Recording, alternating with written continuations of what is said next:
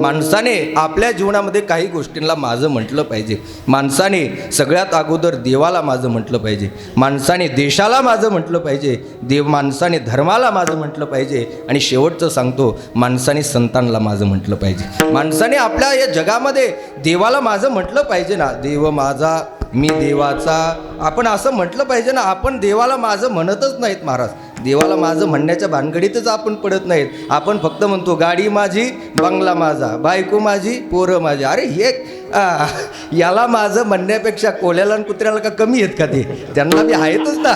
त्यानंतर ते कुठं म्हणतात माझे. आणि देवाला माझं म्हटलं पाहिजे. देव माझा मी देवाचा, हीच माझी सत्यवाचा. देवाला माझं म्हटलं पाहिजे. या देशाला माझं म्हटलं पाहिजे. आपण ज्या देशात राहतो ना, या देशाला सुद्धा माणसाने माझं म्हटलं पाहिजे.